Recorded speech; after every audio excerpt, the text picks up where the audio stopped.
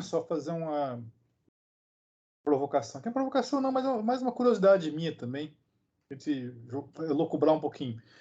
Será que existe cobrança de juros espiritualmente falando? Seria a dor, os juros? Ou a expiação seria os juros? Ou, enfim. Porque a gente evolui pelo amor, pela dor, enfim, né? Então, o juros seria a dor? A dor, ó, cara, se tinha dívidas, né, fez pior ainda, tá agora na próxima, lamento. Você vai passar por uma expiação com dor.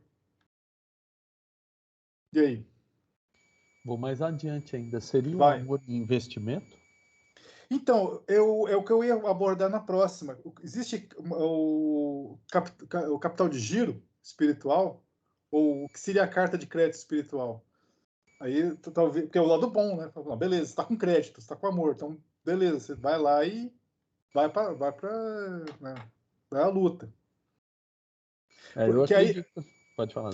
não, é só para fechar. E aí, lembra, aí tem aquela palavra dos talentos, né?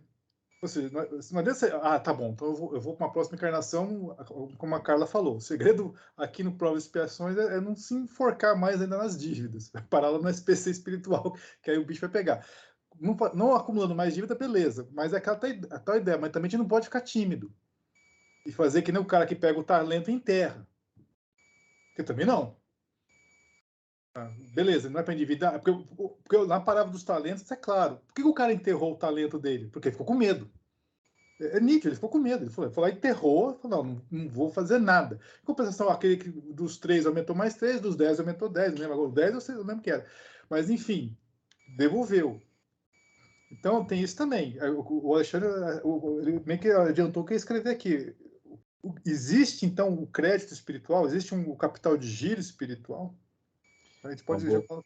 Vamos lá, vai lá. voltando à questão. Eu não acredito que juros existam. Senão seria muito injusto. Né? Você já está no saldo negativo e ainda está pagando juros. Essa injustiça é dada por nós, né?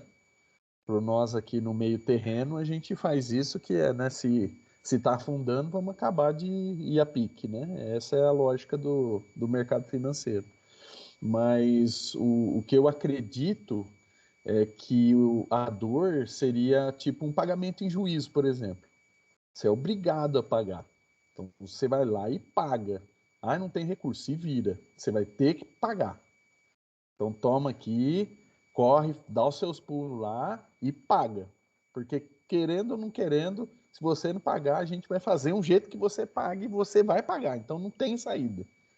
Né? Então seria um pagamento compulsório, a revelia, não adianta discutir, não adianta espernear, simplesmente paga, depois você volta no status anterior que você tinha. Não que você vai assumir créditos, né, por isso, mas você vai dar um leve balanceio ali nas suas contas. A Então, isso eu acredito amortização. que sim.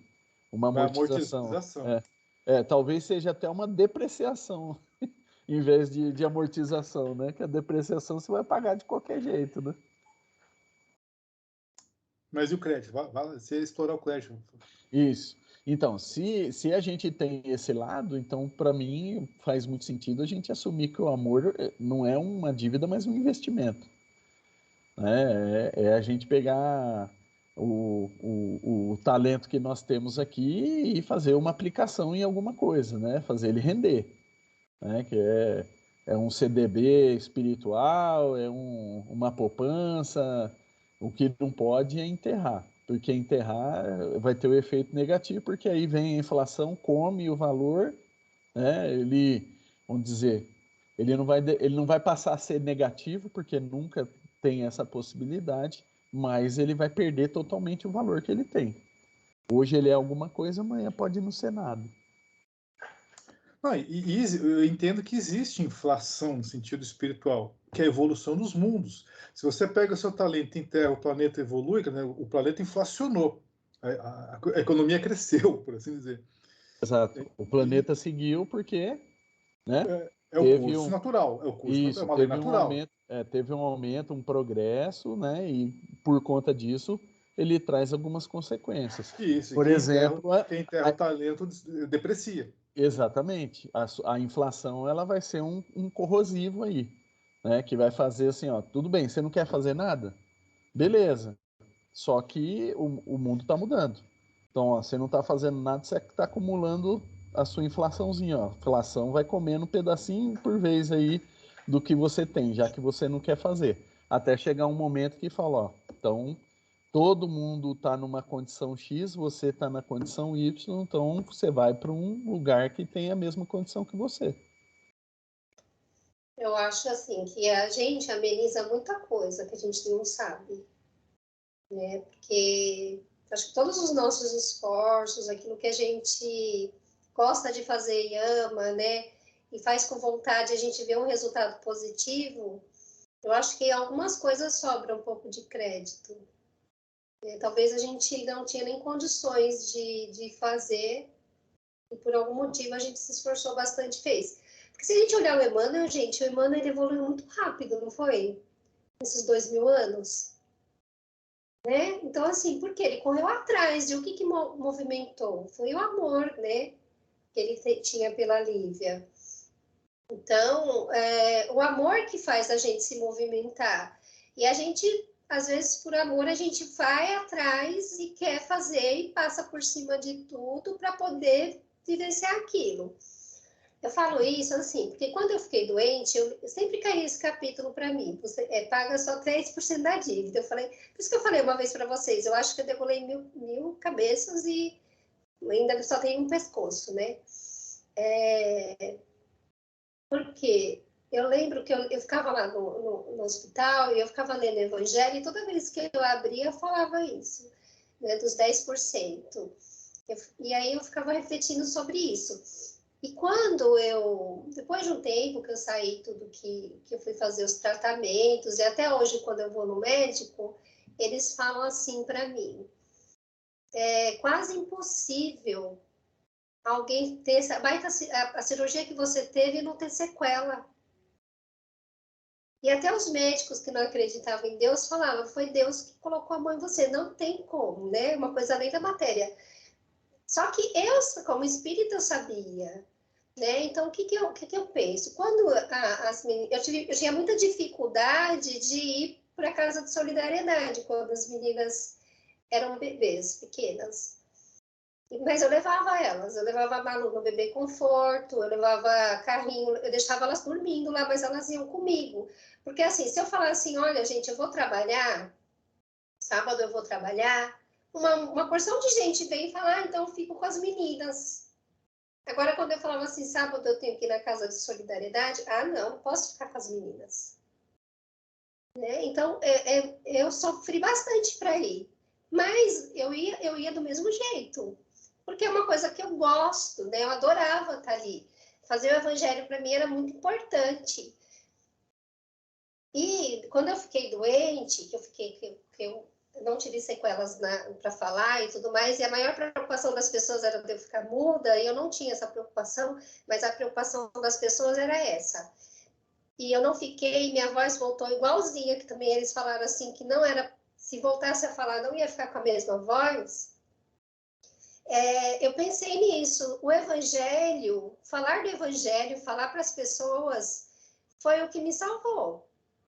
Porque se eu usasse a minha boca para ser maledicente, para fazer fofoca, para praguejar, para xingar, com certeza eu teria ficado muda. Olha, acho que eu não teria nem, né, não teria sobrevivido. Então, a gente tem que olhar para a gente e ver as conquistas que nós tivemos. Eu não estou falando que eu sou melhor que os outros, não sou. Mas eu reconheço que eu me esforçava bastante para estar ali e que eu gostava de estar ali. Eu me empenho com a parte espiritual da mesma forma, até mais do que com a parte material. Se eu tiver que fazer uma escolha, porque várias vezes eu trabalhava fazendo massagem, as pessoas falavam assim, mas por que você não fica aqui no sábado? Sábado você vai ganhar mais, sábado tem mais cliente. E aí eu tinha aquela determinação. Eu falava assim, porque eu não ganho aqui o que eu ganho lá. Eu não tenho aqui o que eu tenho lá. Né? E eu nunca precisei trabalhar aos sábados, mas eu tive muita dificuldade quando elas eram crianças.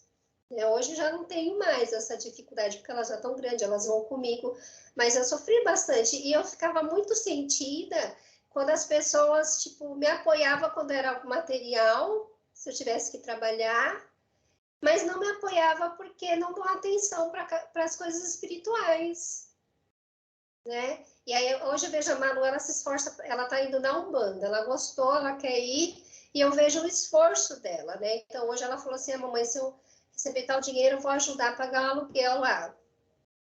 E aí eu falei para ela, poxa filha, você ganha tão pouquinho, tem gente que ganha bastante, vocês poderiam fazer falar, não, vai dar de acordo com o que ganho, né? Porque você acaba dando a mesma quantidade daqueles que trabalham.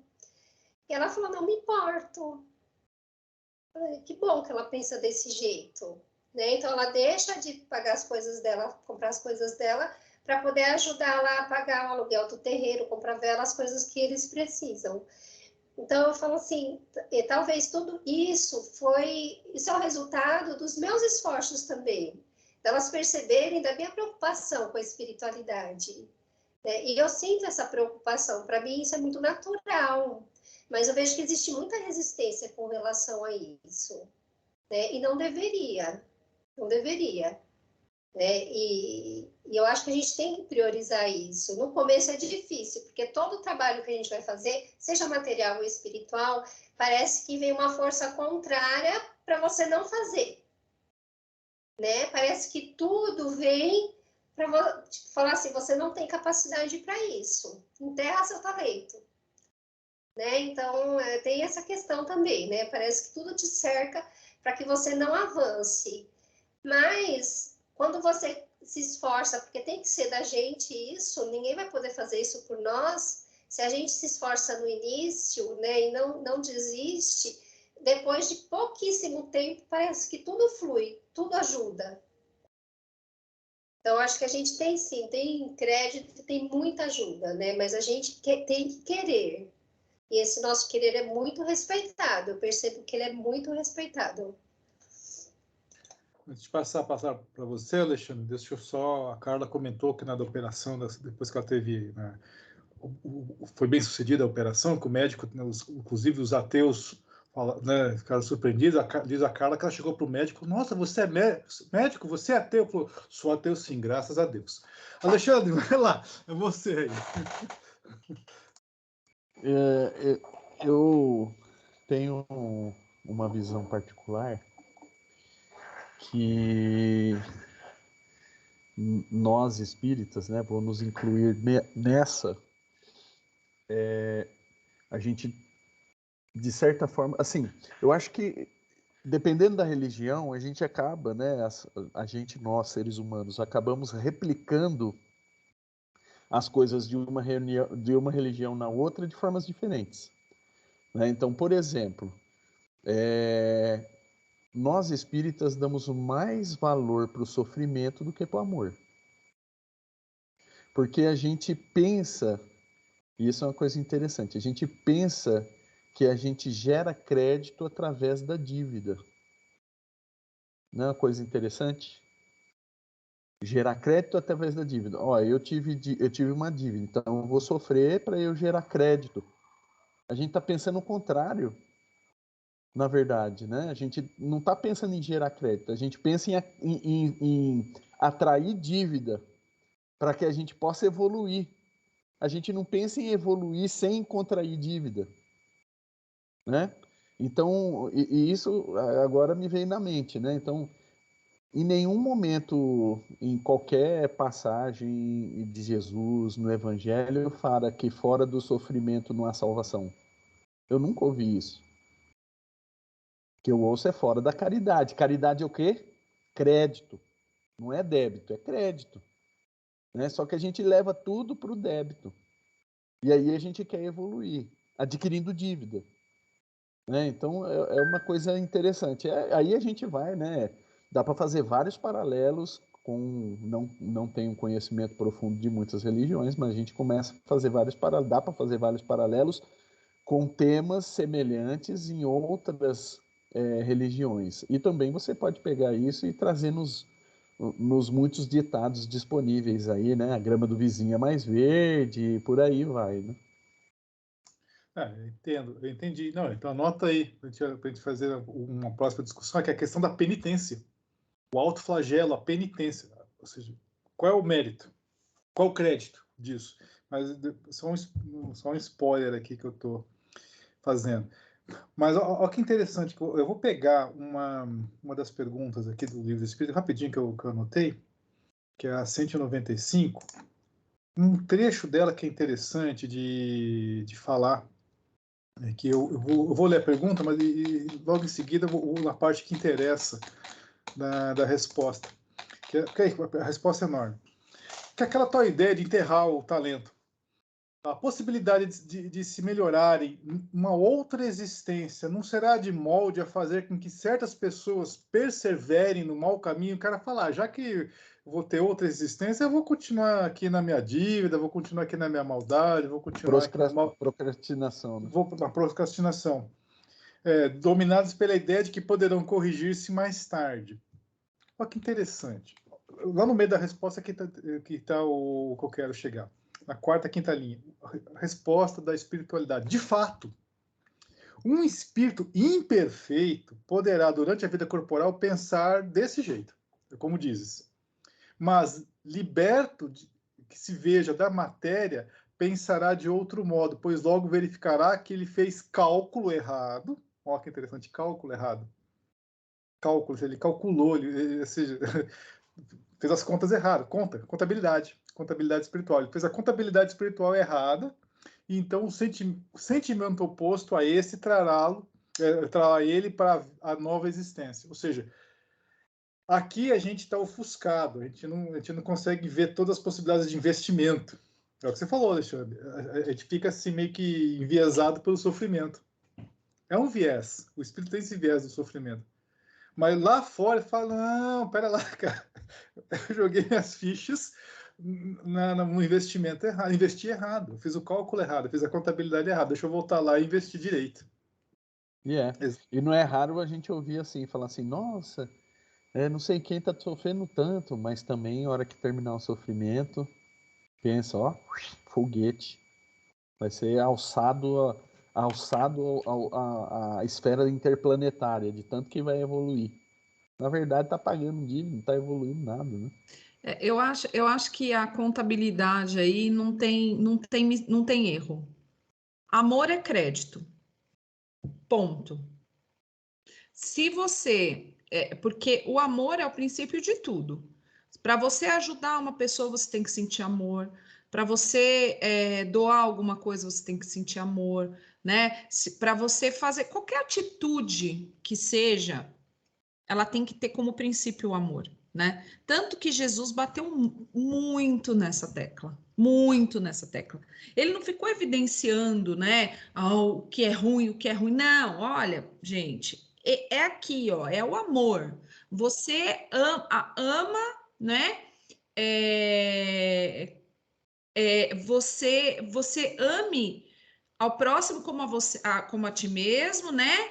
Pensa que tudo que você quer para você, você faz para o outro. Não tem, é um caminho, o caminho é esse, não tem outro, né? E aí isso vai te dando crédito, isso vai acumulando e você vai tendo. Porque, na verdade, teve alguém que colocou aí, será que a gente tem um investidor espiritual, né? Como é que foi? Um mentor financeiro, né? Foi o Alexandre, mas eu iria além, tem um broker. Um broker esses termos são chiques, né? Eu não sei, não sou desse mercado financeiro, mas enfim. Nós temos, eu acho, mas não somos nós. Os nossos investimentos, eles estão sendo, os investimentos, as dívidas e tudo mais, eles vão sendo computados por esse cara aí, ó. Ele vai jogando, fala, ó, que você ganhou um créditozinho, joga lá na sua conta. E a gente não tem essa medida. Tem assim, não é que a gente é totalmente lorpo e não percebe nada que a gente faz, mas assim, no final a gente vai entender, porque eu acho que é um pouco também que tem a ver com a ignorância, né, da gente não ainda tem coisas que a gente não é capaz, a gente é ignorante ainda, a gente não consegue, né? Tem coisas que a gente já consegue e não faz. Tem coisas que a gente faz e é o que a gente tem para fazer, e tem coisas que a gente vai além, né? Então, isso tudo vai sendo assim, a gente pode pensar que vai sendo jogado lá no banco espiritual, né? Você tem um crédito, é uma conta bancária espiritual, e você vai sacando em alguns momentos, porque você fez uma coisa enhacada, então você saca o teu crédito dali, ó, aquele amorzinho lá que você fez, e ó, eu acho que para acreditar amor, ó, vai ter, é igual quando fala lá do André Luiz, que ele fala que ele precisa como que chama o passe lá, o negócio que ele ganha, o crédito espiritual que ele ganha para poder fazer as coisas? A Carla deve saber, que eu não lembro agora. Que ele ganha o bônus hora. Aí ele ganha, ele tem que fazer bastante para conseguir ganhar um tiquinho, mas para perder é uma coisa, ó, rapidinha. E a gente é bem isso, né? A gente demora muito para conseguir alguma coisa. E às vezes numa atitude totalmente impensada ou um impulso, a gente acaba perdendo, né? Grandes oportunidades e vai sacando. Então a sua conta vai ficando negativa. Mas é negativa, como o Alexandre falou, nós ainda não temos nem condição de pagar juro. Se a gente conseguir quitar a dívida no elas por elas, já estava bom, mas como a Carla falou, nem 10% a gente consegue quitar, né? Então, eu penso assim, que não tem outro caminho. O caminho da contabilidade espiritual é o amor. Tudo que nos afasta do amor, tudo que nos afasta, né, que é o egoísmo, é o orgulho, tudo isso é dinheiro que a gente está sacando, e às vezes nem crédito a gente tem, né? Quantas pessoas que estão sacando. Aí chega uma hora que é como a Carla falou, você já nem saca mais do seu, você já pede emprestado do outro, porque não tem mais nada. Você vai pegar do quê? Vou pegar do outro emprestado. E aí você vai lá e já vampiriza, né? Já é uma relação até encarnada, mas, né, de obsessão e de sugar aquilo que o outro tem, inclusive até os problemas do outro, né? Então você vai tomando aquilo para si de uma forma, por quê? Porque você não tem mais crédito. Se você quer sacar, seu saldo vai estar negativo lá, não vai dar para você sacar nada. Eu preciso sacar do outro, né? E infernizar a vida do outro, porque como que eu vou estar sem esse crédito e ele está com um monte de crédito lá? Não pode, né? Então, eu acho que tudo vai da nossa condição mesmo, espiritual. E quando a gente percebe que, como a Carla falou, o Emmanuel, que teve uma alavancada, né? Ele teve uma alavancada pelo amor que ele tinha, né? E o amor que ele tinha possibilitou que ele passasse as dores que ele passou. Porque se ele não tivesse essa força do amor, ele não tinha passado, ele não conseguiria passar pelas provações que ele passou, porque ele também teve provações muito duras, né?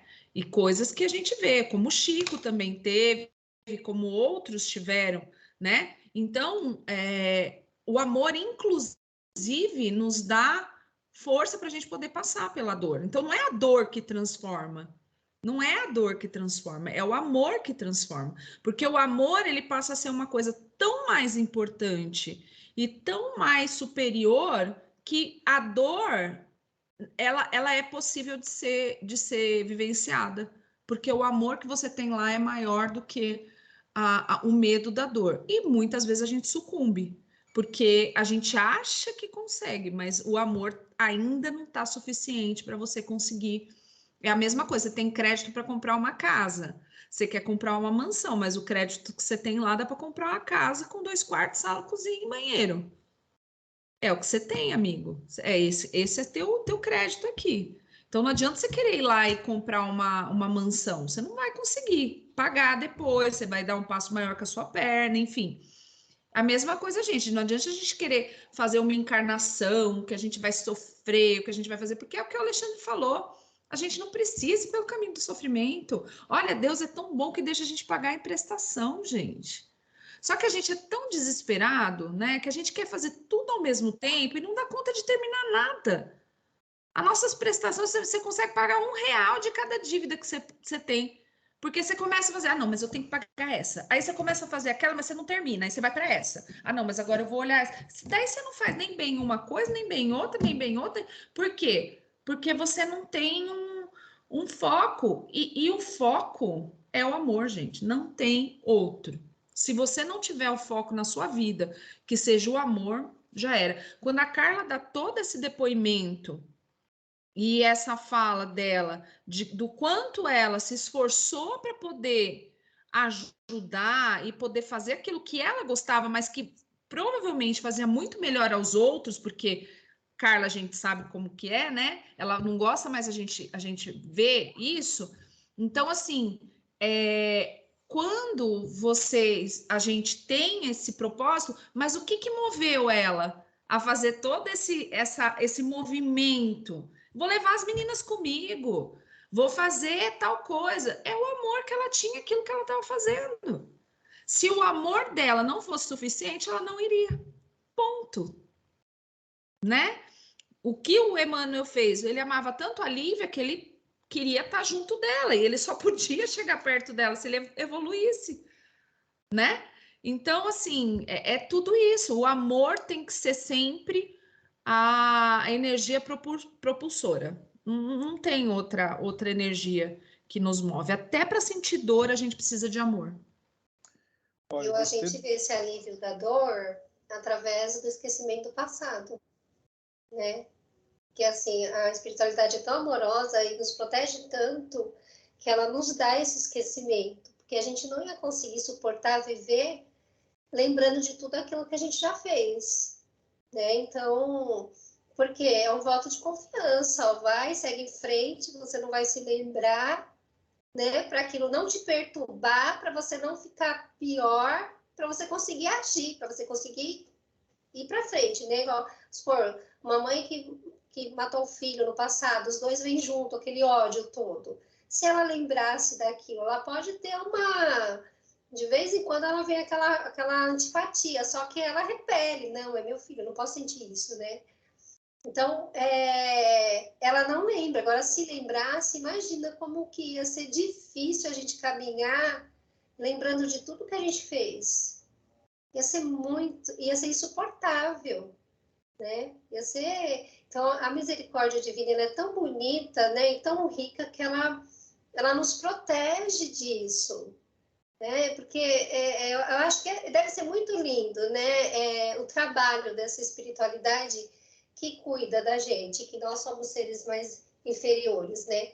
Então, como que é a contabilidade divina, né? Como que eles fazem os acertos, né? Como que eles nos veem, né? Eles sabem das nossas dificuldades. Então, o que eles sabem muitas vezes que determinados caminhos vão nos levar para o pior, outros, né, vão nos incentivar e nos estimular, mas também que respeita a nossa vontade até certo ponto, né? Porque a gente tem que caminhar sozinho, a gente precisa seguir sozinho, né? E com relação a esse sofrimento que o Alexandre disse, a gente vê muito isso na crucificação. As pessoas, quando falam de Jesus, já falam de Jesus na cruz, né? Eles nunca falam da vida dele. Às vezes você pergunta passagens do Evangelho, tem gente que não sabe, mas sabe da cruz, da crucificação, todo mundo sabe. Todo mundo sabe. E eu não vejo sofrimento na cruz, eu vejo libertação e amor ali, né? Só amor, porque ali foi o final de tudo, né? E assim, ele voltar para o que é dele, né? Para o mundo, né? Para a evolução espiritual dele.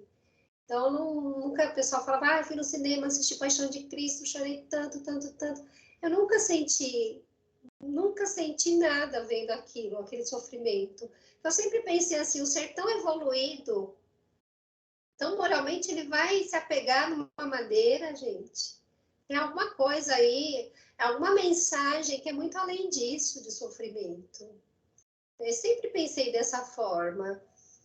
E a gente vai descobrir muita coisa ainda nessa cruz, né? Ela está muito ligada com o nosso nível de consciência.